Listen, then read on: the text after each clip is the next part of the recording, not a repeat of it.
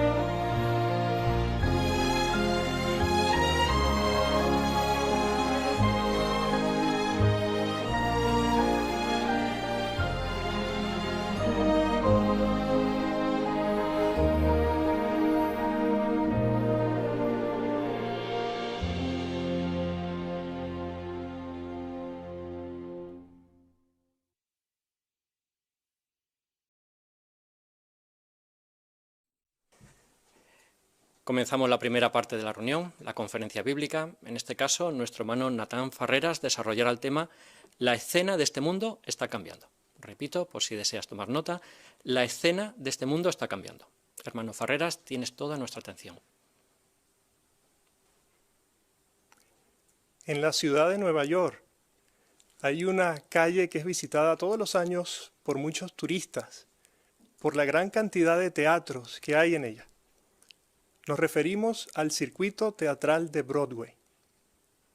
Y es que una obra de teatro, los asistentes que asisten a ella, observan una serie de escenas que se van desarrollando mientras se va contando una historia.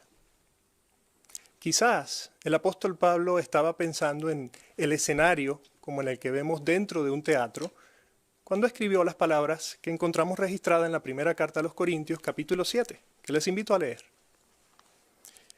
Primera carta a los Corintios, capítulo 7, versículo 31, es el texto base de este discurso. Dice allí: y los que usan el mundo como los que no lo usan plenamente, porque la escena de este mundo está cambiando. Notemos que el apóstol Pablo relaciona las palabras escena y mundo. Es como ver el desarrollo de los acontecimientos mundiales dentro de un teatro. Y vamos a imaginarnos eso. Él destaca que la obra va cambiando. Y verá que en todo teatro hay actores. ¿Quiénes son los actores de este mundo? Bueno, los personajes del mundo de la política, la religión, la cultura, son como actores que salen al escenario mundial a desarrollar un papel. Luego dejan el escenario para que los siguientes sigan desarrollando la obra. Este patrón se ha repetido durante siglos. Una de las escenas que todos hemos presenciado en este mundo en los últimos años es el avance que la sociedad ha experimentado en muchos campos. Pensemos, por ejemplo, en la educación, el transporte, las comunicaciones, la tecnología. Hoy en día se pueden hacer cosas que antes eran impensables. A través de un teléfono móvil o celular podemos comunicarnos con un familiar que está al otro lado del mundo por una videollamada. Hace tan solo unos pocos años atrás eso era casi un milagro. Pero al mismo tiempo que vemos a este mundo desarrollarse en muchos campos, observamos una escena que es muy lamentable. Pensemos en cómo millones de personas sufren por la pérdida de los valores morales. Pensemos en cómo muchos sufren por la delincuencia, por el robo, por la drogadicción que afecta a muchos jóvenes, por la tasa elevada de divorcios, que no es más que un reflejo de los problemas que hay dentro del núcleo de la familia, por la inflación que hace que algunas personas vayan a comprar un producto y cuando van a pagar se dan cuenta que cuesta el doble o el triple de lo que costaba el día anterior, o el terrorismo. ¿Cuántas vidas no quita de forma sorpresiva en muchos lugares y de forma instantánea? No hay duda de que vivimos en un mundo cambiante y turbulento. La humanidad vive agitada porque está como observando esta obra y no sabe cómo va a terminar, cómo va a concluir. Todos nosotros debemos hacernos la siguiente pregunta. ¿Qué nos indica el hecho de que las condiciones mundiales cambien de forma tan rápida, tan acelerada? Bueno, hablando de rapidez, en los siglos anteriores los cambios tardaban mucho en producirse. De hecho, se han producido más cambios en todos los aspectos de la sociedad en 100 años que en todos los siglos anteriores. Los historiadores y los catedráticos universitarios reconocen que hubo un año en el siglo pasado en que las condiciones mundiales empezaron a cambiar de un día para otro. De hecho, ese año el mundo cambió de rumbo. Los cristianos sabemos que las profecías bíblicas apuntan al año 1914. Pero es interesante ver lo que han escrito historiadores. Por ejemplo, el historiador Robert Wall, que es catedrático estadounidense, escribió un libro titulado La generación de 1914. Noten lo que él escribió en su libro. Leo textualmente. Los que sobrevivieron a la guerra jamás pudieron deshacerse de la idea de que en agosto de 1914 terminó un mundo y comenzó otro. A nosotros nos ha tocado vivir en ese mundo que comenzó en el año 1914. Un mundo agitado. Un exdirector de la Organización Mundial de la Salud, hablando sobre el ambiente, el escenario que hay en este mundo, él escribió: vivimos en un tiempo de cambios vertiginosos, lo que acaba generando niveles de ansiedad y estrés desconocidos en la historia del hombre. ¿Y a quién no le causa estrés o ansiedad ver un noticiero, ver las noticias por televisión? No hay duda, ¿verdad? A veces provoca apagar la televisión para no seguir viendo tantas noticias que lo que generan en nosotros es ansiedad. Vemos que el sufrimiento va en escalada en este mundo. Una pregunta que debemos contestar: ¿quién será el causante principal del sufrimiento y de la degeneración que la sociedad ha experimentado en los últimos años? Cuando investigamos en la Biblia nos damos cuenta que un actor principal de esta obra es el principal causante del daño y el sufrimiento que la sociedad está experimentando. ¿Qué tal si lo identificamos? Les invito por favor a abrir sus Biblias en el último libro, en Apocalipsis, capítulo 12. Aquí vamos a leer un suceso que ocurrió en los cielos, fue invisible a la vista del hombre, pero veamos cómo aquí se identifica a este personaje. Apocalipsis capítulo 12, vamos a leer los versículos 7 hasta el 9 y luego el 12. Dice: y estalló una guerra en el cielo. Miguel y sus ángeles lucharon contra el dragón, y el dragón y sus ángeles también lucharon. pero no pudieron vencer, ni quedó ya sitio para ellos en el cielo. Así que hacia abajo fue arrojado el gran dragón, la serpiente original, al que llaman Diablo y Satanás, que está engañando a toda la tierra habitada. Él fue arrojado a la tierra y sus ángeles fueron arrojados con él. El versículo 12 agrega: por esta razón, alégrense cielos y los que viven en ellos, pero ay de la tierra y del mar, porque el diablo ha bajado a donde están ustedes lleno de furia, ya que sabe que le queda poco tiempo. Bueno, estos textos confirman por qué hay tanta maldad hoy en la tierra. Satanás, el diablo, es este actor principal que tanto daño ha causado. Pero como acabamos de leer, él no está solo.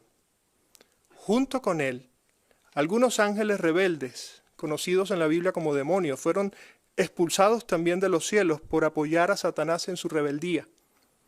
Todos ellos fueron arrojados abajo a la tierra, tal como estamos viendo en la siguiente imagen.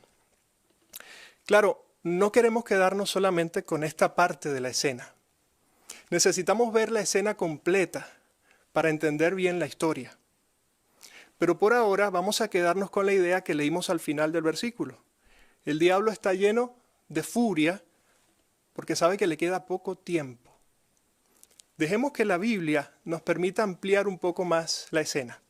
Vamos al Evangelio de Mateo, por favor. Mateo capítulo 24. Y el contexto es una conversación que Jesús tiene con sus discípulos.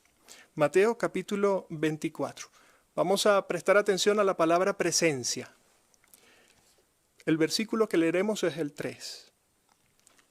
Dice: mientras él estaba sentado en el monte de los olivos, los discípulos se le acercaron en privado y le preguntaron: dinos, ¿cuándo pasarán esas cosas? ¿Y qué señal habrá de tu presencia y de la conclusión del sistema? Bueno, aquí se utiliza la palabra presencia, ¿verdad? Se refiere en la Biblia esta palabra al momento en que Jesucristo es nombrado rey del reino mesiánico, desde su coronación invisible y durante los últimos días de este sistema. Las condiciones mundiales que vivimos hoy son señal precisamente de esa imagen que estamos viendo, de la presencia invisible de Jesús en los cielos como rey nombrado. Su primer acto de gobierno fue el que veíamos antes: expulsar a Satanás y sus demonios de los cielos, arrojándolo a la tierra. Y esa es la razón por la que el diablo está tan furioso. Él ya no tiene acceso a los cielos. ¿Qué predijo Jesús que ocurriría en la tierra en ese periodo de tiempo? Preguntémonos, ¿cómo sería la vida con Satanás confinado dentro de la tierra? Vamos a ver la respuesta que Jesús le da a sus discípulos, pero en esta ocasión vamos al Evangelio paralelo, al Evangelio de Lucas, por favor. Lucas capítulo 21. Lucas 21. Y leemos juntos, por favor, los versículos 10 y 11. Jesús dice: entonces les dijo: peleará nación contra nación y reino contra reino. Habrá grandes terremotos y en un lugar tras otro hambre y epidemias.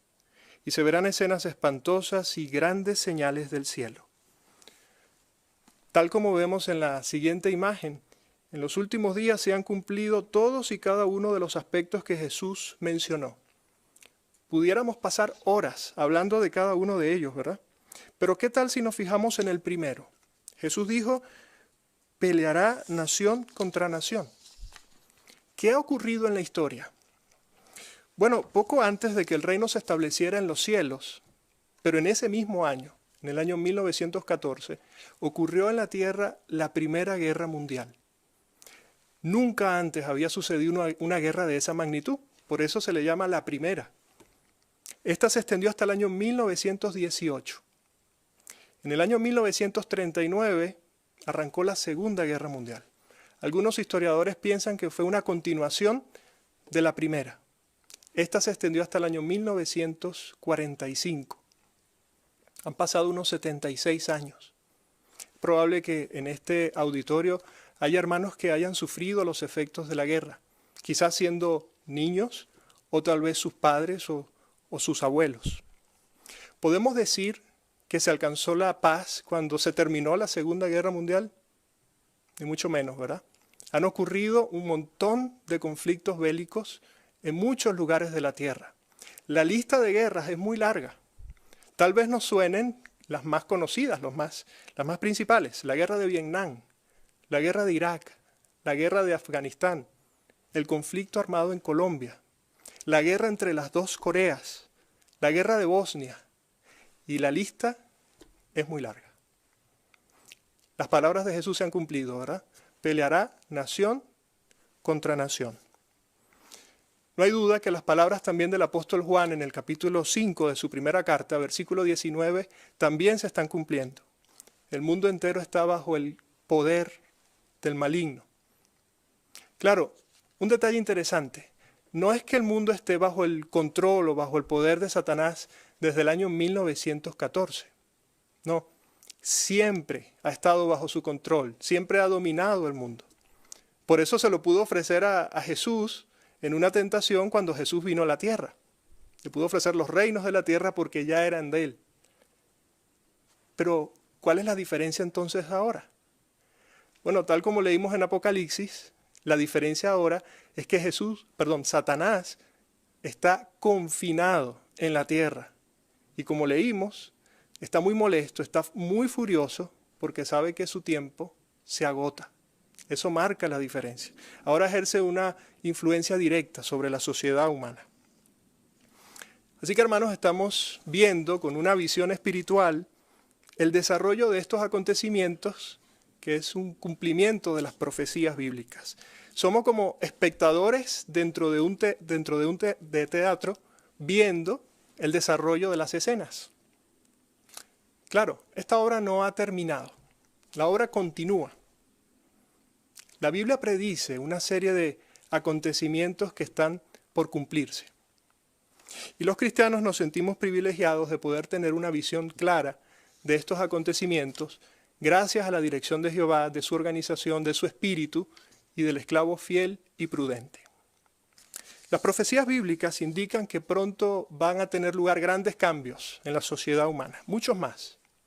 Por ejemplo, la Biblia nos enseña que el día de Jehová va a venir de forma totalmente inesperada, sorpresiva, diríamos, para la mayoría de las personas que no esperan que Dios intervenga en los asuntos de la humanidad.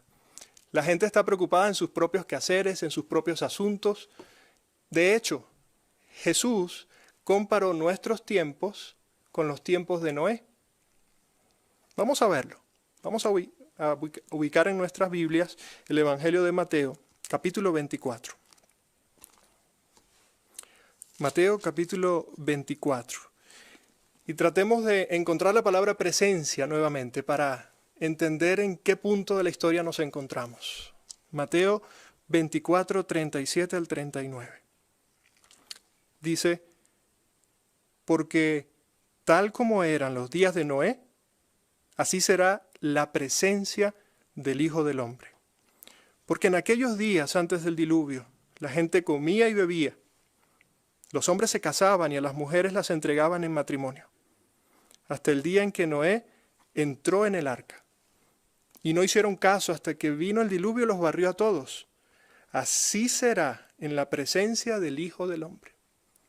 Con cuánta claridad nos habla Jesús en este texto y con cuánta claridad podemos ver cómo estas palabras se están cumpliendo en nuestros días. De hecho, la Biblia también nos indica cómo sería la recepción de las personas al mensaje de advertencia y al mensaje de predicación de las buenas noticias del reino, de la presencia de Jesús como Rey. Vamos a verlo en la segunda carta de Pedro, capítulo 3, por favor. Segunda carta de Pedro, capítulo 3, versículos 3 y 4. Dice, ante todo, tienen que saber que en los últimos días aparecerán burlones con sus burlas y actuarán de acuerdo con sus propios deseos y dirán, ¿dónde está esa prometida presencia de Él?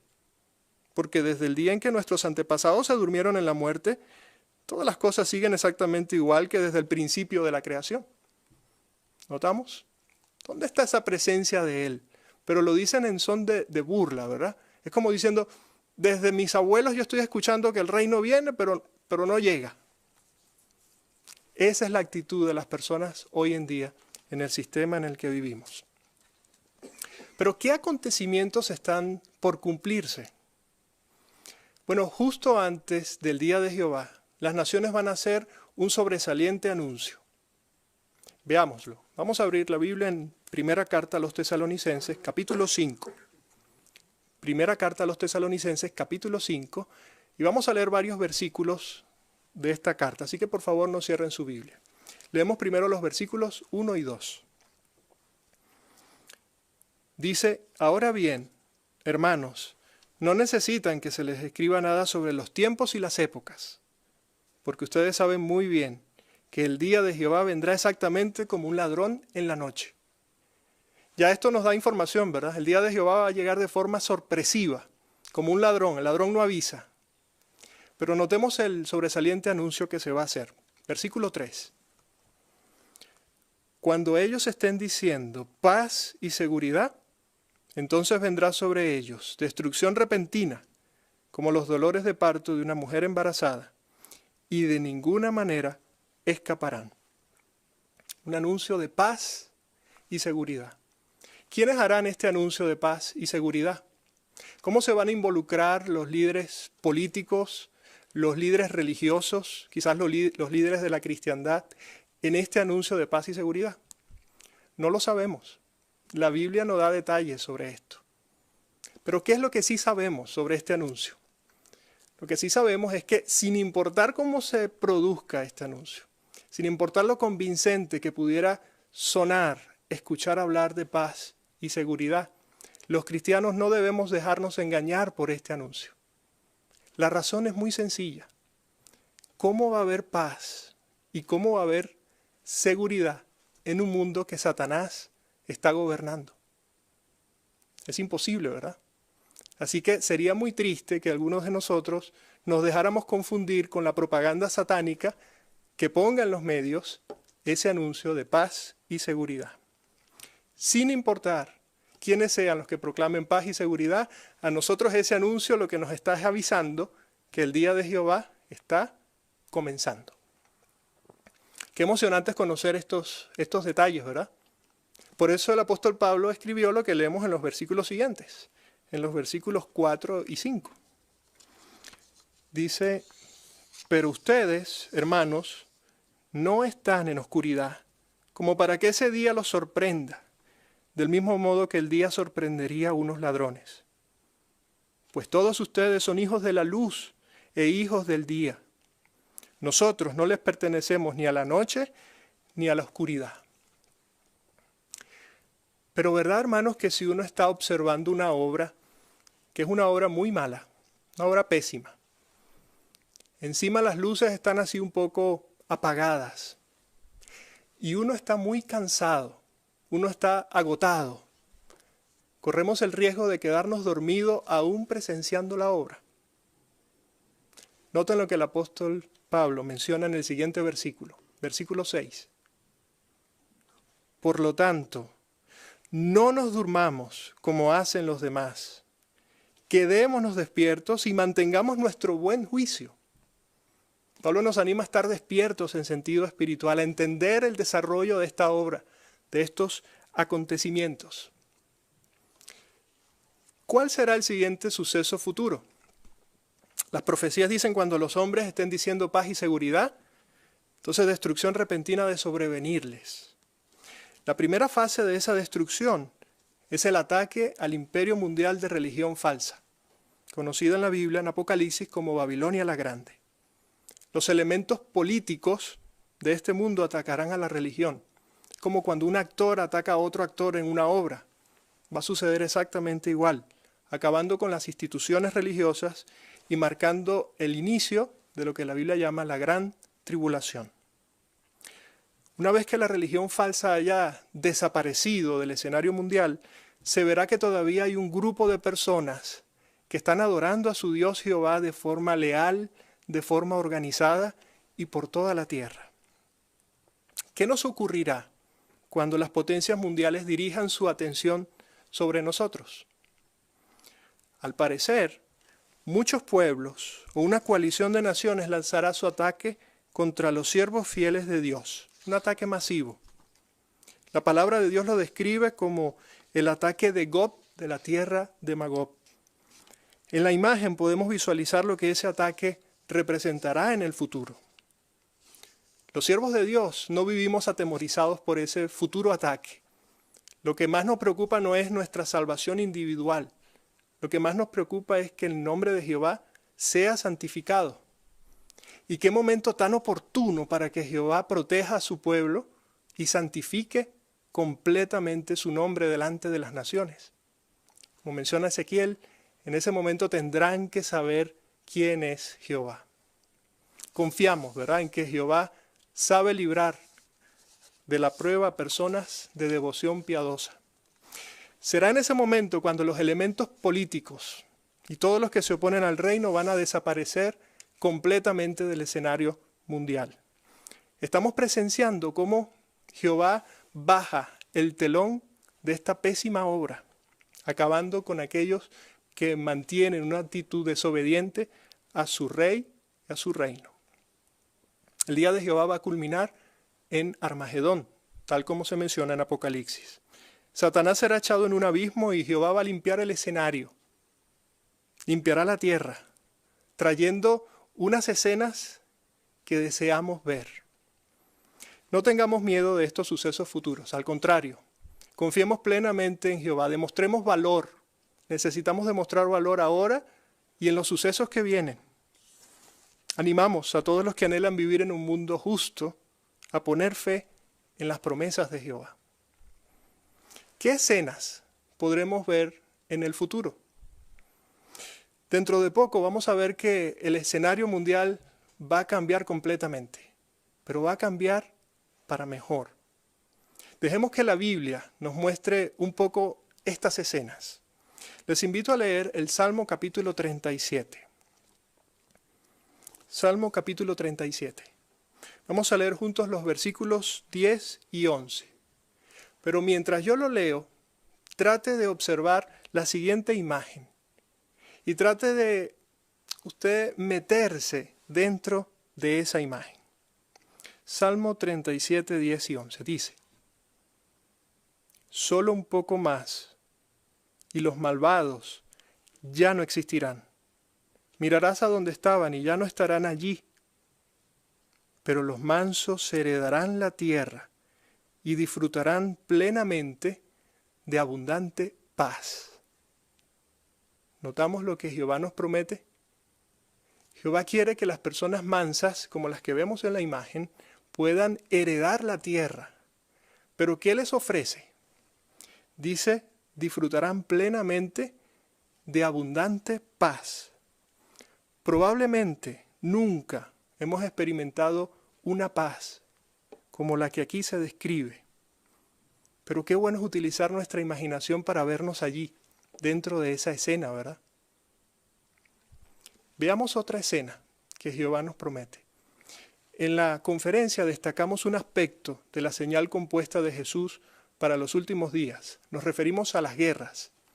Peleará nación contra nación, dijo Jesús. Veamos la escena futura. Si avanzamos un poco nuestras Biblias al capítulo 46 del Salmo, Salmo 46, 9, vamos a ver lo que Jehová hará con estas guerras. Dice Salmo 46, 9, Él acaba con las guerras por toda la tierra. Rompe el arco y destroza la lanza. Quema los carros militares en el fuego. ¿Notamos? Acaba con las guerras por toda la tierra. Ya no va a haber una región de la tierra que esté sufriendo por los efectos de los conflictos armados. Niños sufriendo por las bombas o por las situaciones que surgen hoy en día. En ningún lugar de la tierra habrá guerras, porque Él acaba con estos conflictos en toda la tierra. ¿Podemos ver un escenario aún más? Vamos al libro de Isaías, por favor. Isaías capítulo 33. Y estoy seguro que esto nos afecta también a todos, ¿verdad? Isaías 33, 24. Dice allí, versículo 24, y ningún habitante dirá, estoy enfermo. La gente que vive en esta tierra será perdonada por su pecado. ¿Cómo se siente al escuchar estas palabras de parte de Jehová? Ningún habitante de la tierra dirá, estoy enfermo. Esto significa, hermanos, que ya no harán falta hospitales, centros de salud, ambulancias, farmacias, medicamentos, vacunas y todas estas cosas que las relacionamos con las enfermedades, ¿verdad? Jehová dice, nadie dirá, estoy enfermo. Escenas del mundo que Jehová nos promete. ¿Qué tal si vemos una última escena? La encontramos en la primera carta de Juan, capítulo 2, versículo 17. Primera carta de Juan, capítulo 2, versículo 17.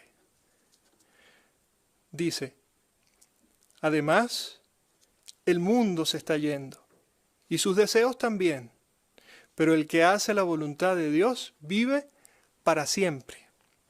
Así que parte de esta última escena, Jehová nos promete que todas las bendiciones que acabamos de visualizar, y seguramente muchas otras que no podemos ni siquiera imaginar, Jehová nos promete dárnoslas eternamente, porque Él nos promete una vida para siempre, como acabamos de leer.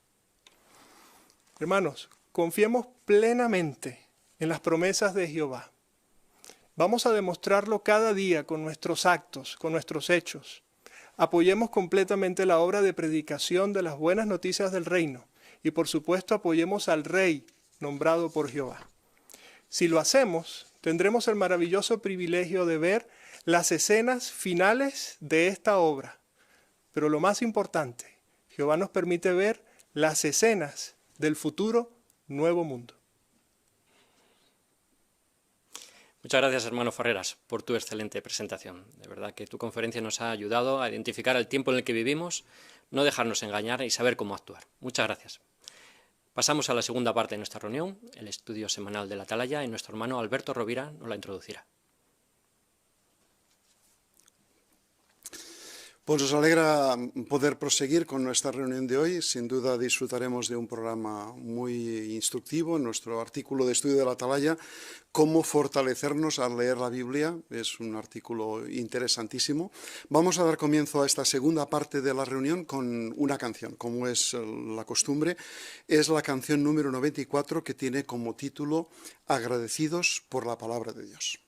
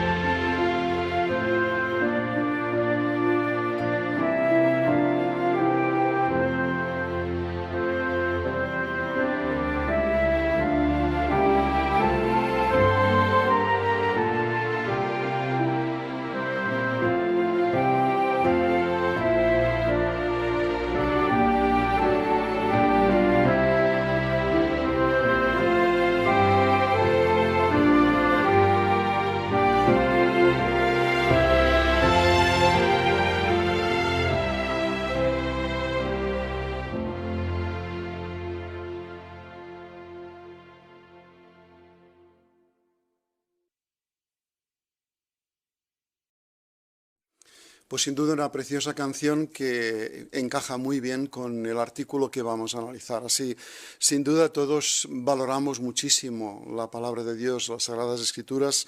Para nosotros es un privilegio conocerla y estudiarla.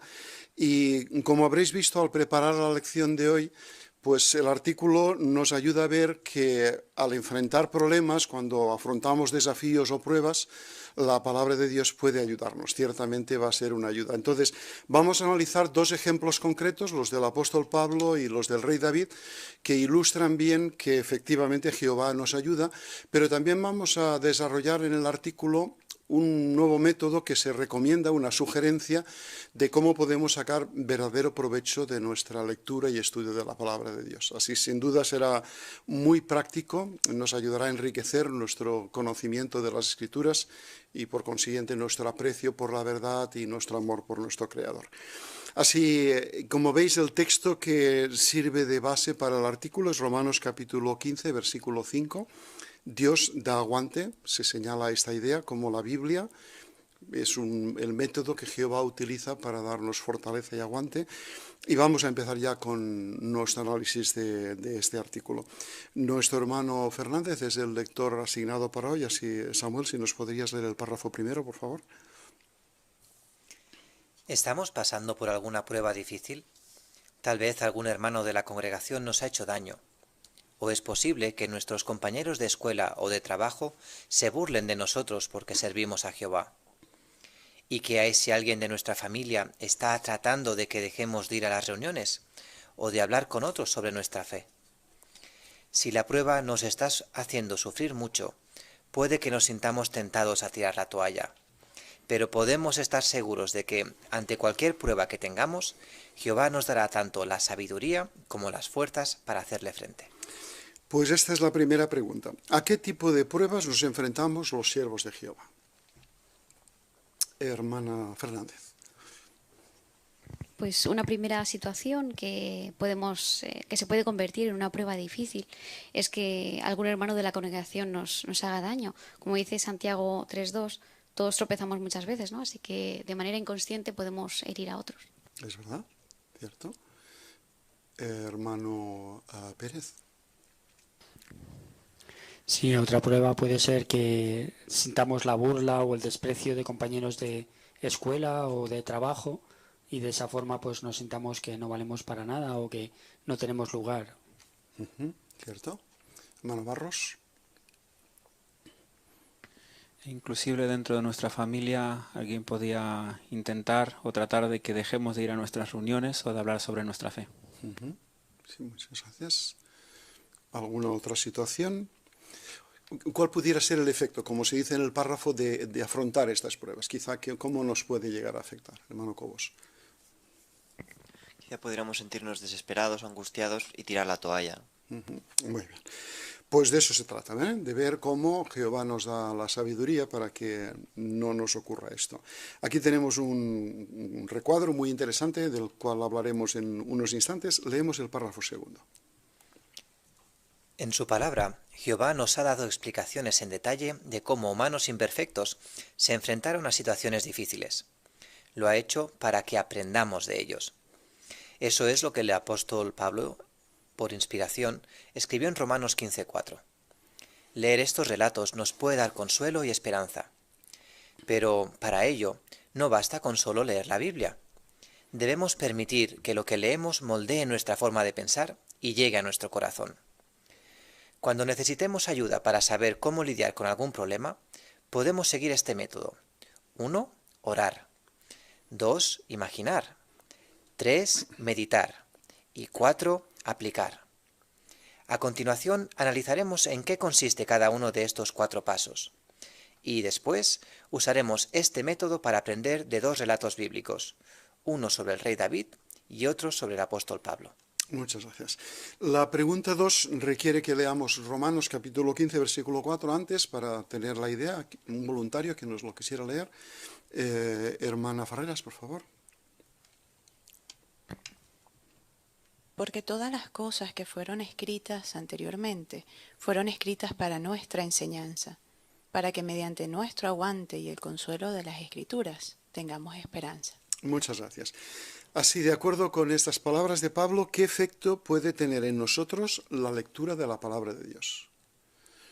Hermana Sierra.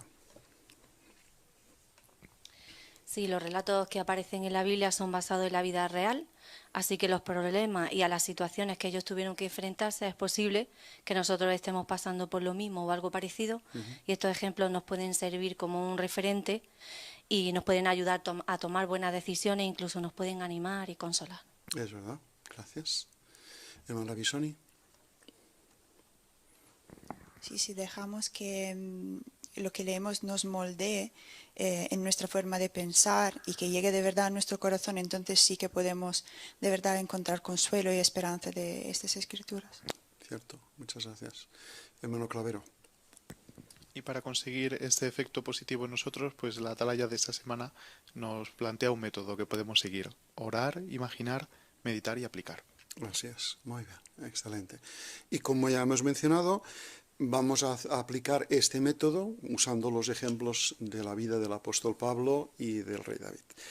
Pues seguimos adelante, leemos ahora el párrafo 3. Veréis que en cada uno de los párrafos consecutivos hay una ilustración que acompaña a lo que analizaremos. Así podréis comentar también al respecto. Por favor. 1. Orar. Antes de empezar a leer la Biblia, pidámosle ayuda a Jehová para sacarle provecho a lo que leemos.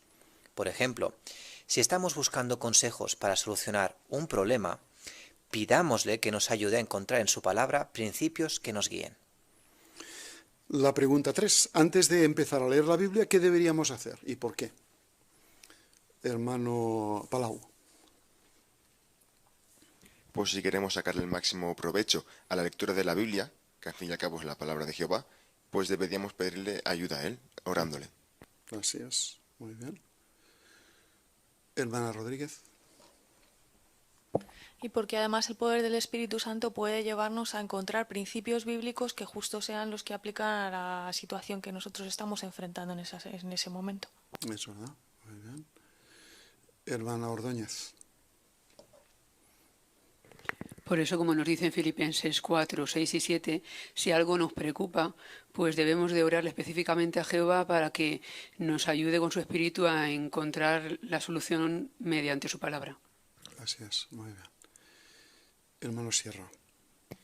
Y en la ilustración vemos cómo la hermana lo está tomando a pecho, ya que dice, la estamos observando, va a leer, va a disfrutar de la lectura, pero antes de ello está haciendo su oración a Jehová. Así es, muy sencillo, las fotografías son muy ilustrativas. Vamos a leer el párrafo siguiente, el 4, por favor. 2. Imaginar. La capacidad de ver con la imaginación es un maravilloso regalo de Jehová. Para darle vida a un relato bíblico, imaginemos la escena y tratemos de vernos a nosotros mismos en el lugar del personaje principal. Intentemos ver las cosas que él vio y sentir las emociones que debió sentir. La pregunta, ¿qué puede ayudarnos a darle vida a un relato bíblico? No solamente leerlo, sino que adquiera vida. Hermano Yueka. Pues imaginarlo, ya que es un don tan bonito que Jehová nos ha dado, esta capacidad de poder ver con la imaginación. Al vernos ahí, al imaginarnos estando en esa situación, la escena, los olores, los ruidos, todo, nos va a permitir comprender mejor el relato. Muy bien, excelente. ¿Y qué ilustra la fotografía que acompaña el dibujo? O sea, el párrafo, hermana Arenas. Sí, precisamente nuestra hermana, después ya de haberse preparado con la oración, ahora está imaginando el relato que ella está leyendo del apóstol Pablo en esa situación tan difícil por la que estaba pasando, preso. Ahí vemos al guardián detrás de él.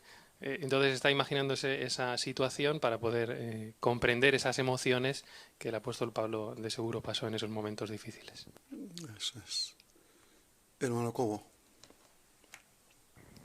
Quizá a raíz de imaginar la situación por la que pasó Pablo, pues quizá está pensando también en la gran tribulación, que si puede pasar por una situación parecida, qué sentimientos o cómo puede apoyarse en Jehová, etcétera. Eso es. Muy bien, gracias. ¿Podemos leer el párrafo 5, por favor? 3. Meditar. Meditar es pensar detenidamente en lo que leemos y en lo que esto nos puede enseñar.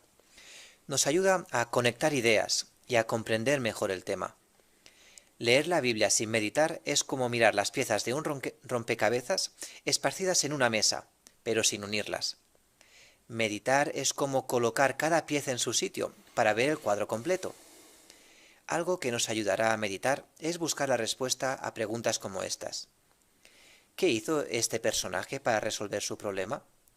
¿Cómo lo ayudó Jehová? ¿Cómo puedo usar las lecciones que he aprendido para aguantar mis pruebas? La pregunta 5.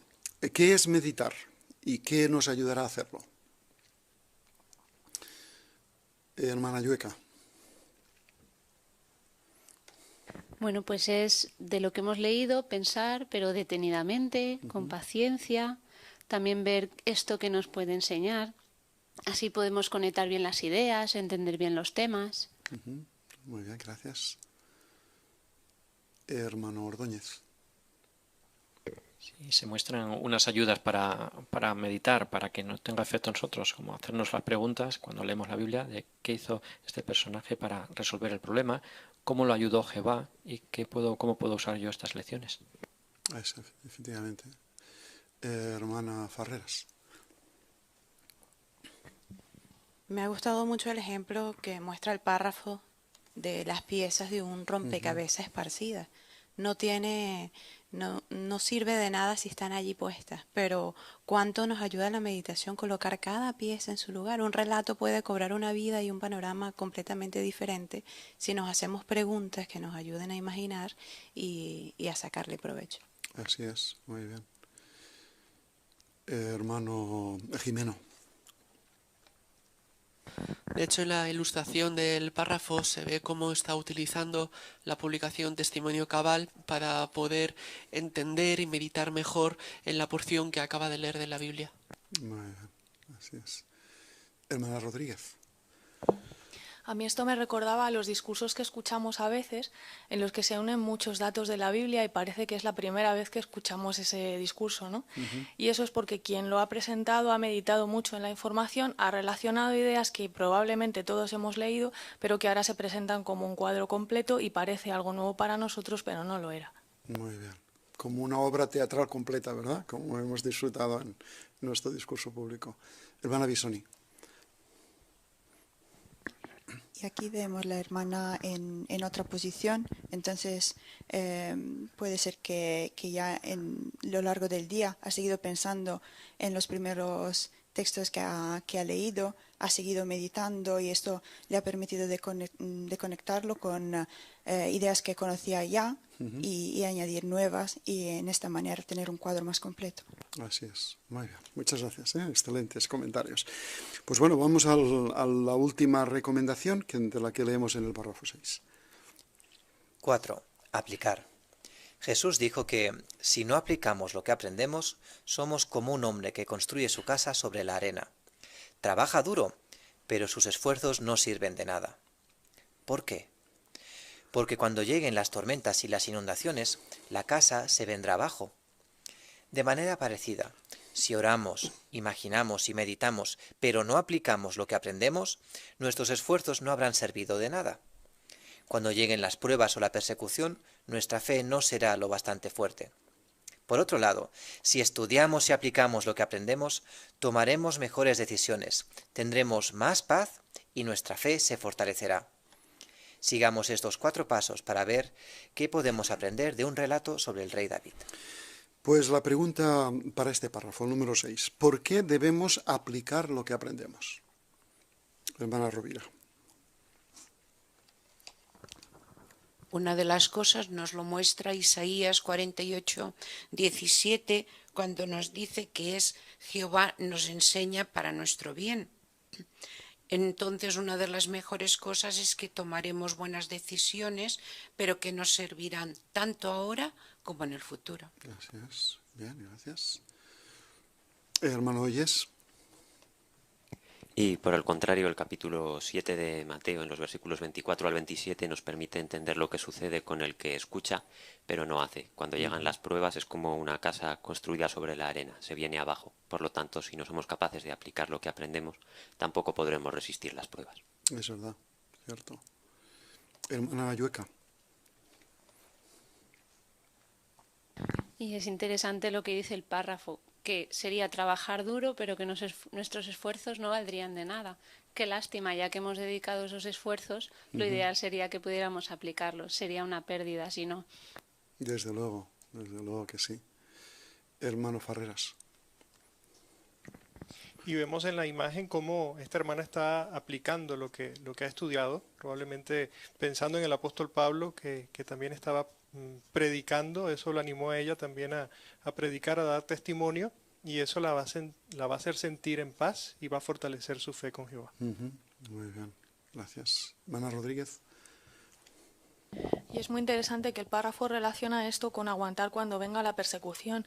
Y es que si nosotros ahora ponemos en práctica lo que aprendemos cada vez que estudiamos, también estamos aprendiendo a obedecer las cosas que Jehová nos pide. De manera que cuando pasemos por persecución también seremos capaces de obedecer lo que se nos haya dicho que haya que hacer. Así es. Recordáis que esta es la idea que dijimos al principio. El artículo tiene ese objetivo, ayudarnos a ver cómo nuestro conocimiento adquirido de la Biblia nos prepara para las pruebas. Muy bien, así, ¿cuáles son las recomendaciones, las 4 claves que se han sugerido? ¿Cuál es el método? ¿Podemos mencionarlos como recordatorio? Hermana Fernández. La primera sería orar para pedirle ayuda a Jehová y sacar el máximo provecho de lo que leemos y encontrar los principios bíblicos que podamos aplicar a nuestra situación. Muy bien. El primer paso, hermano Pérez. Sí, la segunda sería imaginar, que sería tratar de ponernos en la situación del personaje y sentir las emociones que él debería sentir. Muy bien. Es cuestión de ponerse en una esquinita para ver la escena, como hace la hermana aquí. Hermano Barros. La tercera es meditar, es decir, pensar detenidamente en lo que leemos y lo que podemos aprender de ello. Muy bien. Y finalmente, hermano Arenas. Por último, es aplicar, usar todo lo que hemos aprendido para tomar buenas decisiones, y esto nos ayudará a fortalecer nuestra fe y tener paz. Muy bien. Y algo que notamos en las fotografías, por la indumentaria de la hermana, ¿qué es lo que es evidente en las 3 primeras fotografías? Hermana Ordóñez.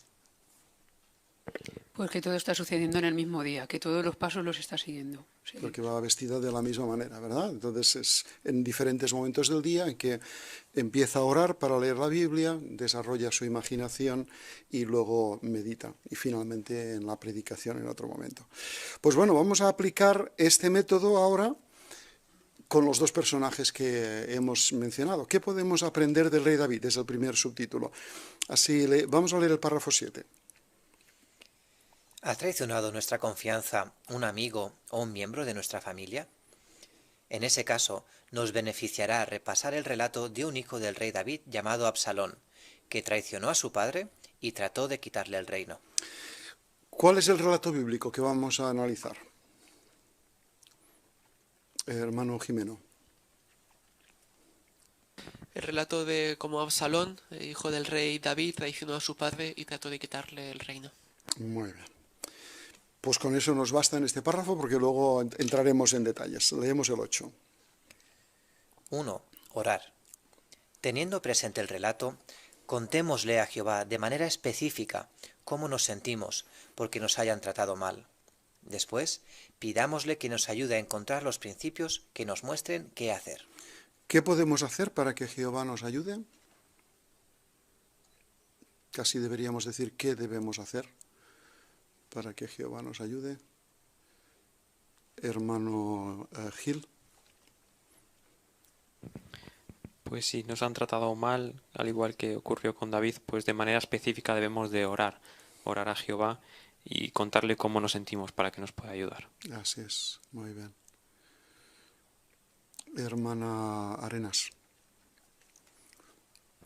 Y eso es lo que hizo el rey David en el salmo que aparece en el párrafo, el Salmo 6. En esos versículos notamos que David tiene la confianza de hablar con su padre, de expresarle cómo se siente, y es muy específico.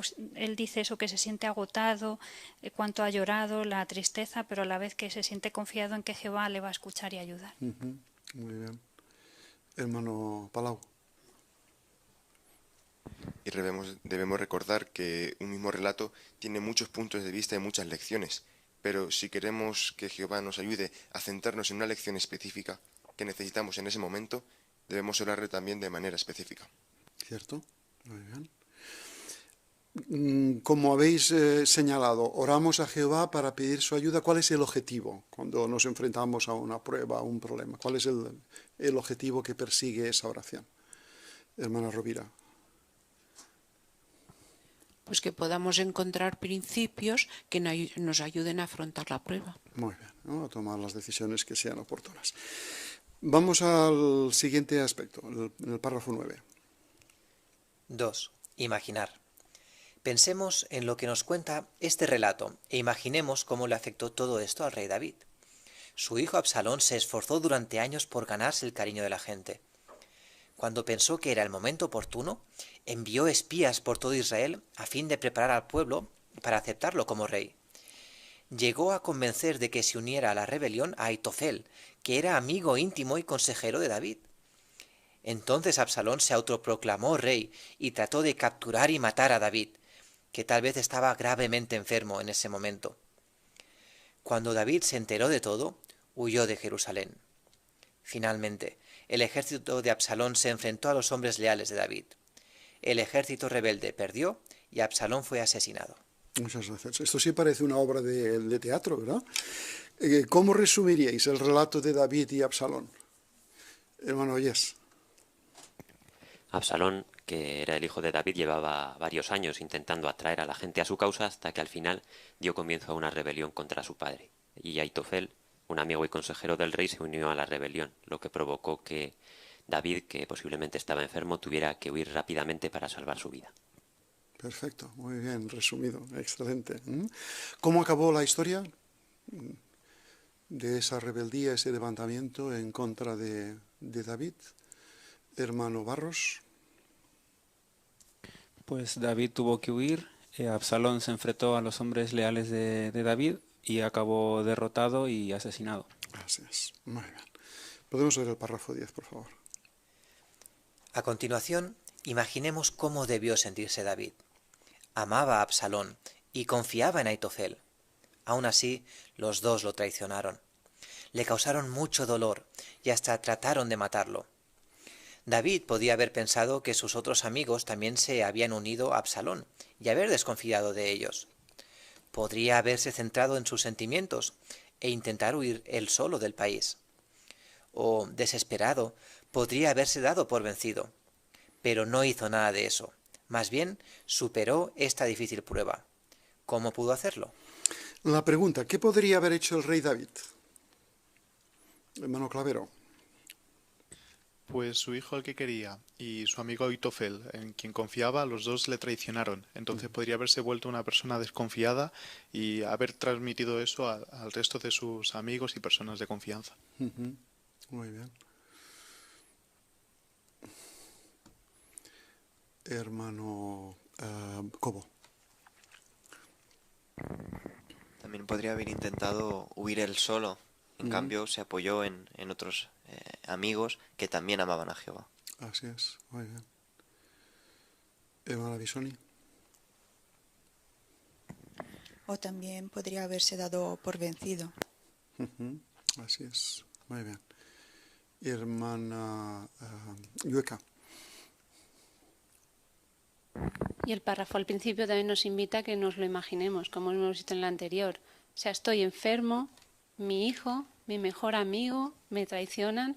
La verdad es que lo más normal es que se hubiera vencido, pero superó esta difícil prueba, que ahora lo veremos. Así es, muy bien. Iván Pérez. Sí, así no lo veo desde un punto de vista personal o egoísta, sino porque podía haber dicho quedaros el reino, ¿no? Si lo queréis tanto, ¿no? Pero no lo veo desde su punto de vista, sino que intentó centrarse en qué había detrás de ese privilegio que era. Es verdad, muy bien. Pues bueno, vamos a aplicar la tercera recomendación. Leemos de ella en el párrafo 11. 3. Meditar. ¿Qué principios podemos aprender de este relato? Podemos preguntarnos, ¿qué hizo David para ayudarse a sí mismo? No permitió que el miedo lo paralizara, ni tampoco que lo llevara a tomar decisiones precipitadas y poco sabias. Lo que hizo fue orarle a Jehová para pedirle su ayuda. También les pidió ayuda a sus amigos, y cuando tomaba decisiones las llevaba a la práctica rápidamente, sin posponerlas. Aunque estaba muy dolido, no se amargó ni se volvió desconfiado. Siguió confiando en Jehová y en sus amigos. Qué interesante, ¿verdad? ¿Qué hizo el rey David en esta difícil situación? Hermano Ordóñez. Sí, fue confiar en Jehová, confiar en aquel momento en Jehová y orarle a él pidiéndole ayuda. No se desesperó y tomó decisiones precipitadas, sino que después de orarle a Jehová, pues tomó decisiones bien pensadas. Muy bien, gracias. Hermano Farreras. Vemos que no se amargó ni se volvió una persona desconfiada, sino que siguió confiando en sus amigos que le apoyaban y eran leales a él. Muy bien, ¿cierto? Hermano Yuca. Sí, no cabe duda que en su relato hay mucho sentimiento envuelto. Como hemos visto antes, si nos ponemos en su lugar, habían muchas emociones. Lo fácil hubiera sido muchas de las cosas que dice el párrafo, ¿no?, que han comentado los hermanos. Pero qué bueno que en esos tiempos tengamos también la capacidad de poder pausar, meditar y de esta manera, con la ayuda de Jehová, saber por dónde es el camino correcto que Jehová nos guía. Muy bien. Hermana Sierra. Y lo sabio que cuando ya tomaba una decisión, la llevaba a la práctica. Muy bien, muy bien. Así es. Hermana Rodríguez. Y también es muy bonito el detalle del párrafo de que él estaba muy, muy dolido. Él había perdonado a su hijo después de años de exilio, que le buscó el perdón al padre hasta que lo consiguió. Las palabras de Aitofel en su día eran como las palabras del Dios verdadero, dice la Biblia, y se sentía muy, muy dolido, pero no se amargó y no se volvió desconfiado. Así es. Muy bien. Y el párrafo siguiente concluye esta idea. ¿Cómo ayudó Jehová a David? Si investigamos un poco, aprenderemos que Jehová le dio fuerzas, las fuerzas que necesitaba para aguantar aquella prueba. Jehová bendijo las decisiones que David tomó y además apoyó a los amigos leales del rey mientras luchaban por protegerlo. La pregunta al párrafo 12. ¿Cómo ayudó Jehová a David? Hermana Rovira. En el Salmo 3 ya nos muestra de varias maneras. Una de ellas es en el versículo 3, cuando muestra que Jehová levantaba su cabeza por medio de dar ánimos. O sea que esto le ayudó a tener fuerzas para aguantar y seguir adelante. ¿Cierto? Hermana Arenas. Y también vemos en el relato que Jehová bendijo las decisiones que tomó David y que usó, o también bendijo a sus amigos leales que le apoyaron, porque sabemos que David usó a su amigo Usai para que fingiera que se había puesto de parte de Absalón y frustrara el consejo de Aitofel. Así que vemos también cómo Jehová estuvo detrás y haciendo que su plan tuviera éxito. Muy bien, gracias. Hermana Farreras.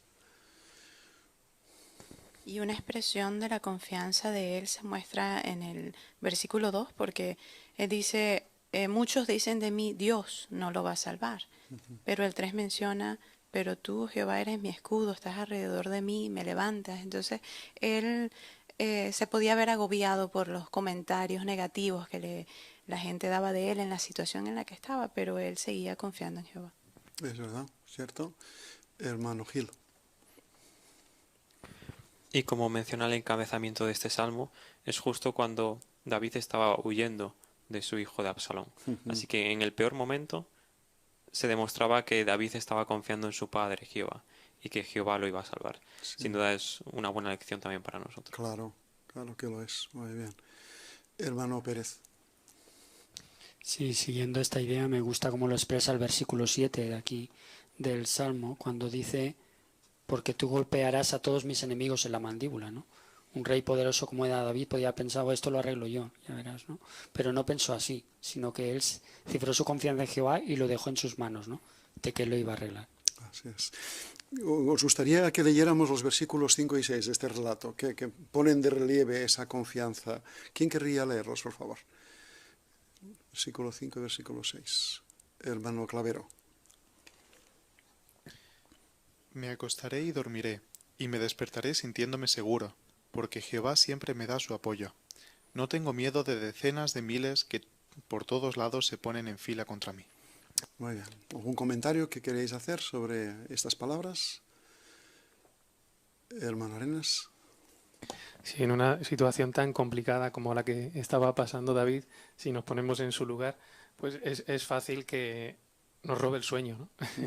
Pero él se sentía tan confiado y tan seguro de que Jehová estaba con él, pues que dormía tranquilo, que dormía en paz, aunque pensara en los cientos de enemigos que quizá había en contra de él, pero Jehová le ayudaba a mantener esa paz. Así es, ¿eh? Sin duda Jehová le ayudó. Muy bien. Pues pasamos al siguiente párrafo que concluye este subtítulo.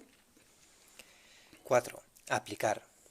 Preguntémonos, ¿cómo puedo seguir el ejemplo de David? Una manera es poner manos a la obra sin demora para resolver el problema. Dependiendo de las circunstancias, podríamos aplicar, ya sea directamente o por extensión, el consejo de Jesús que encontramos en Mateo capítulo 18. Pero no deberíamos dejarnos llevar por las emociones y tomar decisiones precipitadas. Pidámosle a Jehová calma y sabiduría para afrontar la situación. No dejemos de confiar en nuestros amigos y aceptemos la ayuda que nos ofrecen. Y lo que es más importante, sigamos los consejos que Jehová nos da en su palabra. Muchas gracias. Pues vamos a leer el relato en Mateo 18, 15 al 17. Necesitamos un voluntario. Hermano Jimeno. Por lo tanto, si tu hermano comete un pecado contra ti, vete a hablar con él a solas y hazle ver su falta. Si te escucha, habrás recuperado a tu hermano. Pero si no escucha, vuelve acompañado de 1 o 2 personas más para que todo asunto pueda confirmarse con el testimonio de 2 o 3 testigos. Si no los escucha a ellos, infórmaselo a la congregación. Y si ni siquiera escucha a la congregación, entonces considéralo como alguien de las naciones y como un cobrador de impuestos. Muchas gracias. Pues ahora la pregunta. ¿Cómo podemos seguir el ejemplo de David, si alguien nos hiere? Y ahí tenemos la referencia de Mateo 18. Hermano Sierra. Pues resolviendo el asunto cuanto antes, pero no lo haremos de forma precipitada, más bien oraremos a Jehová para que nos ayude primero a mantener la calma y también que nos dé sabiduría para encontrar siempre palabras adecuadas a la hora de hablar con nuestro hermano, puesto que la única idea que queremos es solucionar el problema y volver a tener la paz que teníamos antes. Exacto, muy bien. Muy bien. Hermano Ordóñez. Sí, el relato que hemos leído de Mateo, de cómo Jesús enseña cómo resolver un problema, no está basado en emociones, sino está basado en pasos serios y meditados con la idea siempre de resolver la situación. Es verdad. Hermana Bisoni. También queremos seguir confiando en nuestros buenos amigos porque sabemos que también Jehová es un medio que Jehová puede usar en manera concreta para ayudarnos. Cierto. Hermano Barros. Y sobre todo reconocer, como se indica en Proverbios 3, 5 y 6, que nuestro propio entendimiento no es el que vale, sino es el de Jehová, y seguir todos los consejos que Él nos dé mediante pues la Biblia, publicaciones, incluso hermanos, es lo mejor que podemos hacer para resolver cualquier problema. Muy bien. Veis que en el párrafo, al hacer referencia a Mateo 18, en los versículos que hemos leído, dice que dependiendo de las circunstancias podríamos aplicar directamente o por extensión este principio. Esta aclaración se hace porque, como sabéis, estos textos, lo que Jesús dijo, tiene que ver con problemas financieros, en particular, entre hermanos, los pasos que hay que dar para resolverlos. Pero el principio es aplicable a cualquier otro asunto. Así, en definitiva, este párrafo, ¿qué nos recuerda? ¿Cuál es de los 4 puntos, cuál es el que se destaca en este párrafo que hay que hacer después de haber dado los pasos previos? Hermano Cobo.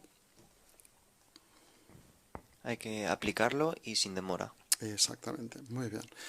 Así que en el caso de David hemos visto muy bien ejemplificado y notáis que la situación que se planteaba en este último párrafo tiene que ver con que alguien quizá nos haya tratado mal, este y el párrafo anterior, ¿verdad? Entonces encaja muy bien con la situación que hemos hablado de David.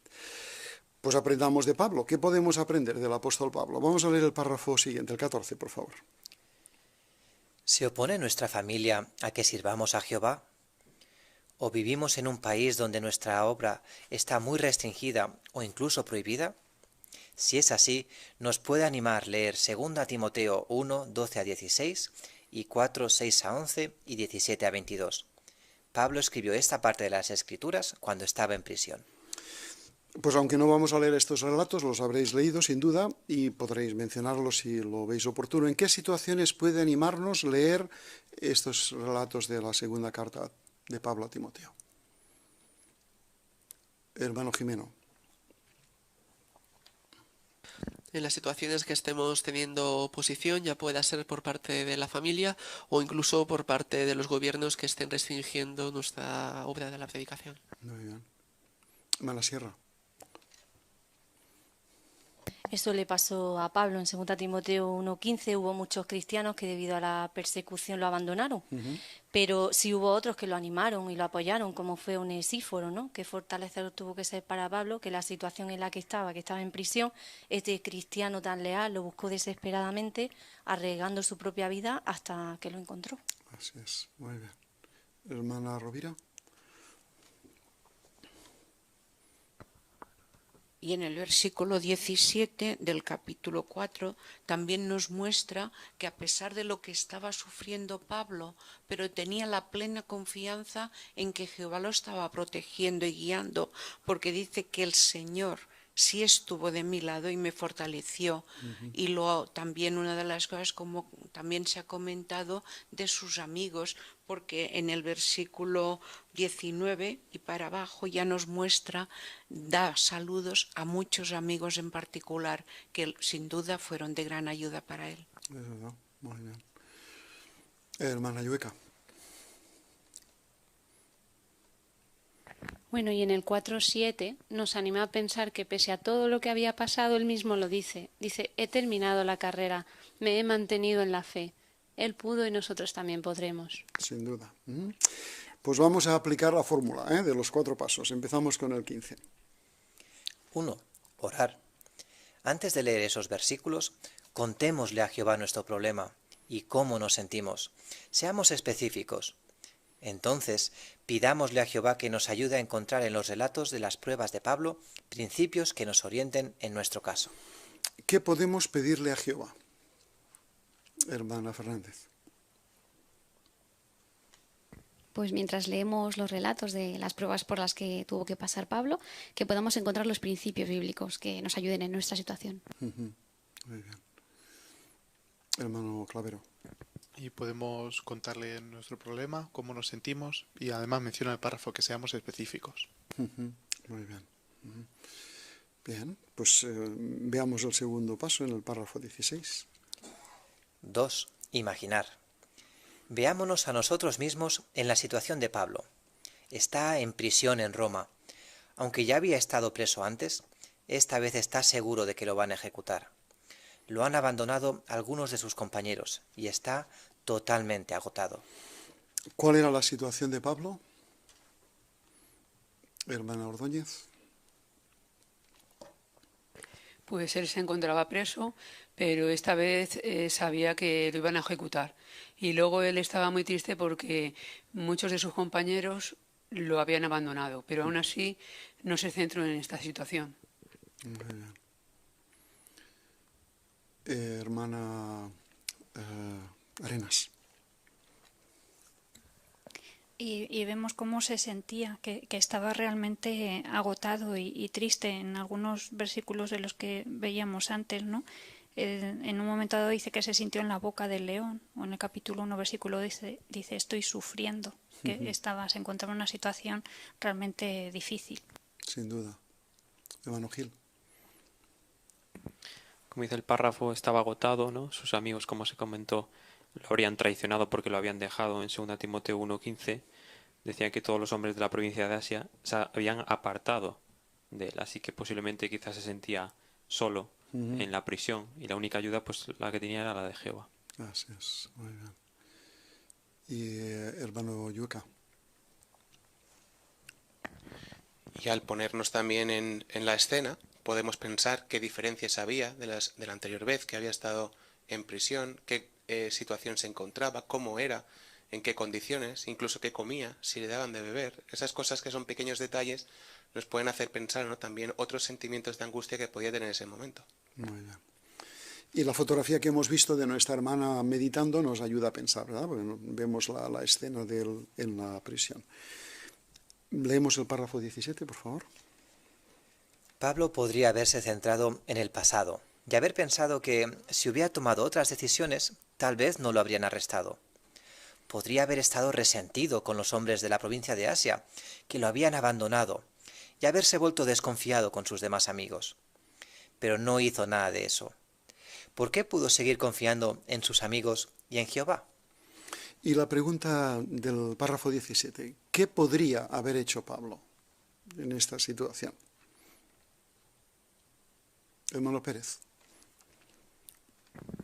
Sí, tal vez se podía haber centrado en el pasado y pensar pues que si hubiera tomado las decisiones de otra manera no estaría en prisión, o incluso se podía haber sentido abandonado, ¿no? Y pensar, bueno, ahora en esta situación ya mayor, pues ¿cómo voy a hacer? ¿Cómo voy a ser apóstol a las naciones, no? ¿Sabes qué? Que lo hagan los jóvenes, podía haberse sentido así. Hermana Rodríguez. Y también podría haberse ya sentido mal con el resto de sus amigos, ¿no? Haber desconfiado de ellos, pensando que si estos me han abandonado, pues el resto igual también. Ahí está. Hermano Cobo. Pablo podría haber usado la imaginación, porque ya que sabía que le iban a ejecutar, podría haber pensado en ese momento, cómo va a ser, qué me van a hacer, pero no lo usó de esa forma, sino al contrario, usó para pensar en sus hermanos e incluso para imaginar en la esperanza que Jehová le daba. Muy bien. Así no hay que usar la imaginación, ¿eh? En el sentido negativo. Muy buen punto. Gracias, Kevin. Excelente. Pues bueno, ya tenemos el cuadro. Tenemos que dar un paso más. En el párrafo 18 se añade la tercera recomendación. 3. Meditar. Podemos preguntarnos, ¿qué hizo Pablo para ayudarse a sí mismo? Aun sabiendo que pronto moriría, no perdió de vista lo más importante era darle gloria a Jehová. Además, siguió buscando maneras de animar a otros y orando a Jehová con confianza. No se obsesionó con la idea de que algunos lo habían abandonado, sino que expresó su profunda gratitud por el cariño y la ayuda de sus amigos leales. También siguió estudiando la palabra de Dios. Y lo que es más importante, estaba totalmente convencido de que Jehová y Jesús lo amaban, no lo habían abandonado y recompensarían su lealtad. ¿Qué actitud tuvo Pablo?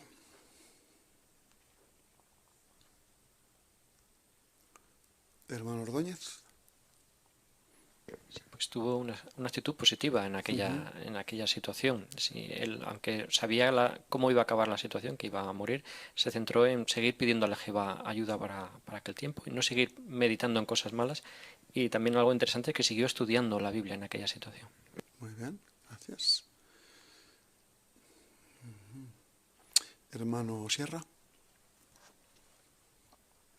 Hoy más que nunca sabemos el tiempo que nos ocupa escribir una carta que está dirigida con mucho amor e interés, pero a personas que no conocemos. Pero el apóstol aprovechó esta situación para escribir la carta, por ejemplo, a Timoteo, como dice, un hijo amado. ¿Cuánto tiempo no dedicaría, en vez de a pensar en aquello que no era constructivo, a cómo podía construir a ese joven y hacerle bien con esa carta? Sí, seguro que ocupó mucho tiempo, que le fue de bien. Es verdad, gracias. Hermano Farreras. Y Pablo no se centró solamente en lo que estaba viviendo y en su experiencia, sino que aprovechó y le dijo a Timoteo, ahí en la segunda carta a Timoteo 4:13, que le trajera los rollos, especialmente los pergaminos. O sea, él quería seguir estudiando la palabra de Dios. Efectivamente, así es. Hermano Oyes. Y también en esta misma carta a Timoteo, le habló a Timoteo de que siempre se acordaba de él en los ruegos que hacía día y noche. Y aquí aprendemos dos buenas lecciones. Por una parte, la importancia de orar en este tipo de situaciones complicadas, y también que en sus oraciones Pablo pensaba en otros siervos de Jehová. Qué bien habéis preparado la lección, ¿eh? Estáis sacando ahí muchos detalles muy interesantes. Hermana Bisoni. Y Pablo seguro que sí, siguió viendo una perspectiva más grande, más amplia, porque sabía que todo lo que estaba haciendo seguía dando gloria a Jehová, y que Jehová y Jesús seguían amándolo y no lo habían abandonado, y seguro iban a recompensar su lealtad. Efectivamente, muy bien. Hermano Pérez. Sí, me gusta mucho la idea de cómo él no, aunque es verdad que algunos lo habían abandonado, no se centró en esto, ¿no? Sino que ahí en 2 Timoteo 4, los versículos del 9 en adelante, le dice a Timoteo: ven pronto, que Lucas está conmigo, tráete a Marcos, que me ayude en el ministerio. Así se centraba en sus buenos amigos y cómo estos podían ayudarle. Muy bien, así un ejemplo excelente, ¿eh? Leemos el párrafo 19, por favor. Jehová había avisado a Pablo de que sería perseguido por ser cristiano. ¿Cómo ayudó Jehová a Pablo? Contestó sus oraciones y le fue dando fuerzas. También le aseguró que conseguiría la recompensa por la que tanto se había esforzado, y motivó a los amigos leales de Pablo a darle ayuda práctica. Y la pregunta de este párrafo: ¿cómo ayudó Jehová a Pablo?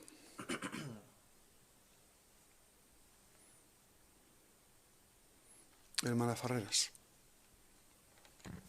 Pues contestó sus oraciones, le dio fuerza y sobre todo, y algo que pudo haber sido de gran ánimo para Pablo, fue el que sus amigos leales le apoyaran, le mostraran ayuda práctica. Efectivamente, muy bien.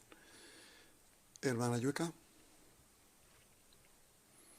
También en el relato de Hechos vemos que Jehová ya había preparado a Pablo para que Pablo pues pudiera prepararse para esta situación, haber leído lo que tuviera que leer, meditar y en cómo se iba a preparar ante tal situación. Muy bien. Hermana Sierra. Y en 2 Timoteo 4:17 Pablo mismo dice: el Señor sí estuvo a mi lado y me fortaleció. Así que es como si Jehová le dijera: como cristiano no va a poder evitar lo que está pasando, pero que sepas que yo estaré para ayudarte, para aguantar. Muy bien, excelente. Párrafo 20. 4. Aplicar. Preguntémonos: ¿cómo puedo imitar a Pablo? Al igual que Pablo, sabemos que nos perseguirán por nuestra fe. Para ser leales ante las pruebas, tenemos que orar a Jehová con confianza y tener buenos hábitos de estudio. No debemos olvidar que una de las cosas más importantes que podemos hacer es darle gloria a Jehová. Podemos estar seguros de que Él nunca nos abandonará y de que nadie puede hacer nada para impedir que nos siga queriendo. Pues leemos en Romanos capítulo 8, versículos 38 y 39. Hermano Barros, por favor. Porque estoy convencido de que ni muerte ni vida, ni ángeles ni gobiernos, ni cosas presentes ni cosas futuras, ni poderes, ni altura, ni profundidad, ni ninguna otra creación podrá separarnos del amor de Dios que está en Cristo Jesús nuestro Señor. Muchas gracias, Pablo. Pues planteamos la pregunta: ¿cómo podemos imitar la fe que Pablo expresó en los versículos que hemos leído? ¿Cómo podemos imitar la fe? Hermana Rodríguez. Pues igual que él, tenemos que orar a Jehová con confianza, tener hábitos de estudio que sean buenos y también no olvidar que una de las cosas más importantes es darle gloria a Jehová. Muy bien, gracias. ¿Algo más que podemos hacer? Hermana Farreras. Sí, cuando sacamos tiempo en nuestro estudio para pensar en las formas que Jehová nos ha ayudado ahora, nos dará la fortaleza cuando vengan los tiempos difíciles. Y queremos centrarnos en eso, ¿no? Ser conscientes de las veces que Jehová nos ha fortalecido, nos ha ayudado, y eso nos dará la tranquilidad cuando lleguen momentos de angustia. Exacto, muy bien. Hermana Rovira. Y Pablo en Hebreos 13, 5 y 6 nos muestra la seguridad de que nada ni nadie puede hacer que dejemos de querer a Jehová y de que Él siempre nos protegerá. Así es. Muy bien. Hermano Gil. Seguro que Pablo se preparó de antemano, como vimos en el párrafo anterior, porque Jehová lo avisó, ¿no? Jehová también nos avisa hoy en día, según Marcos 10, 29 y 30, de que sufriremos persecuciones. Así que si nos preparamos ya hoy de antemano, pues cuando vengan las dificultades o estas persecuciones, pues serán más sencillas de llevar. Claro. Y nuestro orador de hoy también nos lo ha recordado, ¿verdad? Que en esa secuencia de acontecimientos que tenemos por delante. Muy bien, pues repasamos brevemente, podemos decirlos de un tirón, los 4 pasos que se sugieren para que podamos sacar provecho de nuestro estudio, lectura de la Biblia. ¿Quién nos lo quiere recordar? Hermano Arenas, por favor. Pues orar era el primero, imaginar, meditar y por último aplicar. Muy bien. Y hemos usado dos buenos ejemplos de David y del apóstol Pablo que nos son sumamente útiles. Pero no son los únicos. Como veis, el subtítulo con el que concluiremos el estudio hoy nos habla de que también podemos aprender de otros hombres y mujeres de la Biblia. Así vamos a leer el párrafo 21. Sean cuales sean nuestras circunstancias, los ejemplos de la Biblia pueden fortalecernos. Por ejemplo, Aya, una precursora de Japón, dice que la historia de Jonás la ayudó a superar el miedo a participar en la predicación pública. Héctor, un joven de Indonesia que sirve a Jehová aunque sus padres no son testigos, dice que el ejemplo de Ruth lo ayuda a querer aprender más de Jehová y servirle. Así que ayudó a estos dos hermanos, Aya y Héctor, a superar sus problemas. Hermana Fernández. Por ejemplo, en el caso de Aya, una precursora de Japón, ella tenía mucho miedo de participar en la predicación pública, pero al leer y meditar en la historia de Jonás, pues pudo superar esta prueba. Muy bien. Seguro que ha ayudado a más de uno, ¿verdad? A que podamos superar temores al principio. ¿Qué hay de Héctor? ¿Por qué se usa el ejemplo? ¿Cuál es el ejemplo bíblico que a él le sirve y para qué? Hermano Cobo. No, el hermano Héctor, sus padres no son testigos, ¿no? Y entonces a él lo anima el ejemplo de Ruth, que su familia tampoco era testigo, ¿no? En cambio ella pues siguió sirviendo a Jehová y se aferró a lo que sí tenía. Exactamente, muy bien. Gracias. ¿Podemos leer el 22, por favor? ¿Dónde podemos encontrar más información sobre personajes bíblicos que nos fortalezca? Los vídeos, las obras teatrales en audio y los artículos de la sección Ejemplos de Fe les dan vida a los relatos bíblicos. Antes de ver, escuchar o leer esta información bien documentada, pidámosle a Jehová que nos ayude a encontrar lecciones prácticas para nuestra vida. Imaginémonos en el lugar del personaje principal. Meditemos en lo que hizo y en cómo ayudó Jehová a este siervo fiel a hacer frente a sus problemas. A continuación, apliquemos lo que hemos aprendido a nuestra situación. Por último, démosle gracias a Jehová por la ayuda que nos ha dado y demostremos nuestra gratitud buscando oportunidades de animar y apoyar a otros. Muchas gracias. Tenemos la pregunta 22. ¿Cómo podemos sacarles el máximo provecho a los vídeos y audios bíblicos y a la sección Ejemplos de Fe? Hermana Ordóñez. Pues antes de ver estos vídeos o escuchar esta información, pues debemos pedirle a Jehová que nos ayude a encontrar maneras prácticas de poderlo aplicar en nuestra vida. Claro, muy bien. Hermano Pérez. También podemos imaginarnos en el lugar del personaje, tenemos ahí mapas, tenemos historias, vídeos que nos ayudan a ver la situación en que se movía, líneas del tiempo. Todo eso nos ayudará a ponernos cuál era la situación, las emociones y los sentimientos del personaje. Muy bien. Vamos poco a poco, muy bien. Hermana Ferreras. Y esto es una gran ayuda, ¿no? Porque queremos utilizar la imaginación, pero si vemos una imagen que ya nos transporta al sitio, podemos añadirle los detalles que a nosotros nos llamarían la atención o los que pudieran tener más mella en nuestra personalidad. Cierto, muy bien. ¿Qué más? Hermano Barros. Pues siguiendo con los pasos que estamos estudiando en este estudio, lo siguiente es meditar en lo que hizo y en cómo ayudó Jehová a este siervo fiel o esta sierva fiel a hacer frente a sus problemas. Y claro, nos queda uno.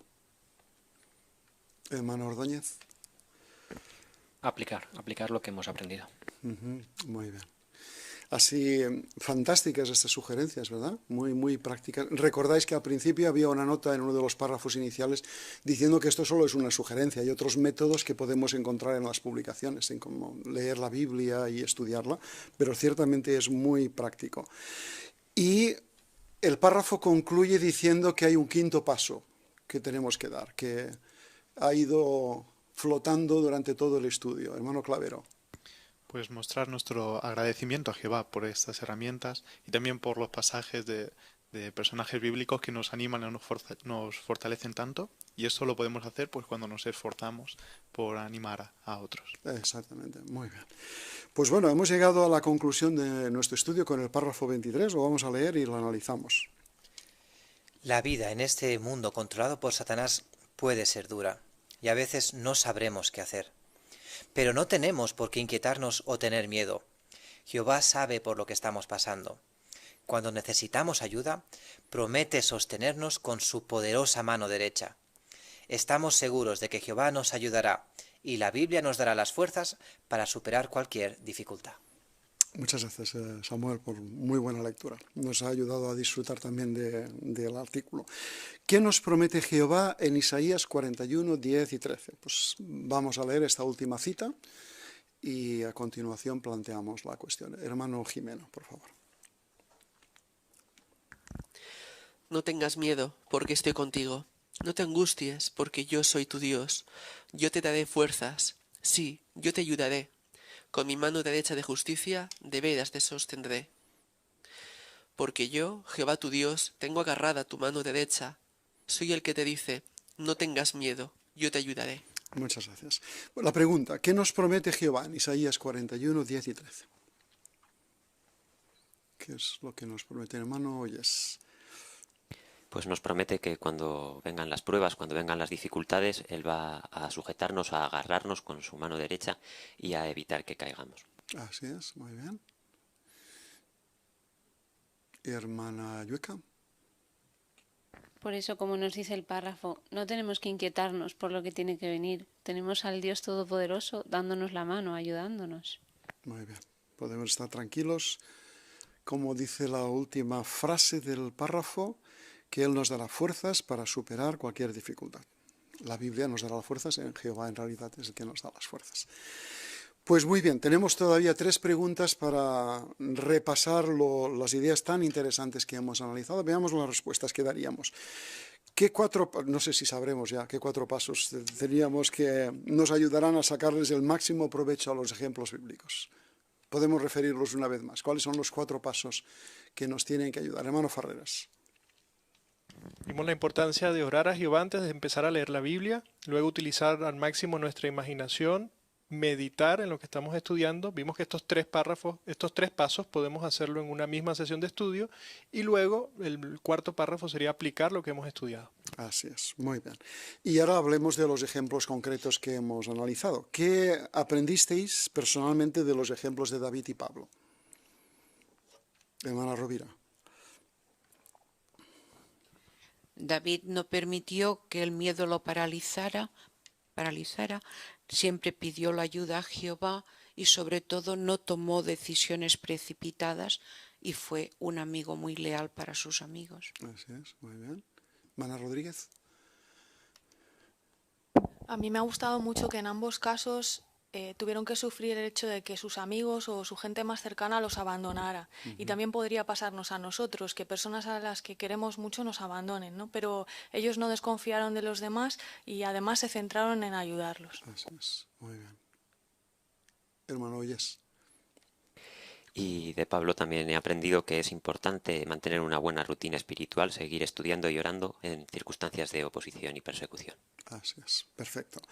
Y esta es una pregunta muy personal. ¿Sobre qué personaje bíblico os gustaría estudiar más a fondo? Mena Fernández. Pues personalmente, al echar un vistazo en la sección de la web de Ejemplos de Fe, me llamó la atención que el personaje que tiene más artículos dedicados es Elías, que tiene 5 artículos. Así que, bueno, eso despertó mi curiosidad por querer saber más detalles de la vida del profeta. Muy bien. Mano Yueka. A mí me gustaría mejorar mi estudio personal, así que tengo la meta de conocer más a Esdras, quien fue un investigador sobresaliente. Sin duda lo fue. Hermano Arenas. Y a mí particularmente siempre me ha gustado mucho el profeta Daniel. Así que también me gustaría profundizar ahí y, bueno, con la asamblea va a ser fácil imaginarse Seguro. la vida de este profeta. Seguro. Bueno, esta pregunta puede no tener fin, ¿no? Si nos ponemos a pensar cada uno, pero es muy bueno que empecemos a usar nuestra imaginación para pensar qué cosas me gustaría aprender de este o aquel personaje. Pues gracias a todos. Perfecto el estudio, habéis preparado muy bien la información, vuestros comentarios preciosos y muy prácticos y al grano, y sin duda nos ayudan a ver con claridad lo que decíamos al comienzo, que el artículo pretendía fortalecernos por medio de nuestro estudio de la Biblia y a tener la plena seguridad o afianzar la seguridad de que Jehová nos va a proteger y cuidar cuando afrontemos cualquier clase de pruebas. Y eso sin duda es muy reconfortante y muy animador en tiempos de dificultad, porque nos ayuda a ver, podemos ahora hacer frente a los problemas, podremos en el futuro, con toda seguridad, con la ayuda de nuestro Creador. Pues seguiremos atesorando ese tesoro magnífico que es la palabra de Dios. Ahora es el momento para concluir. Así, si deseáis poneros en pie, podemos concluir con la canción número 96, que tiene como título El libro de Dios es un tesoro. Después tendremos la oración de conclusión que presentará nuestro hermano Eduardo Pérez.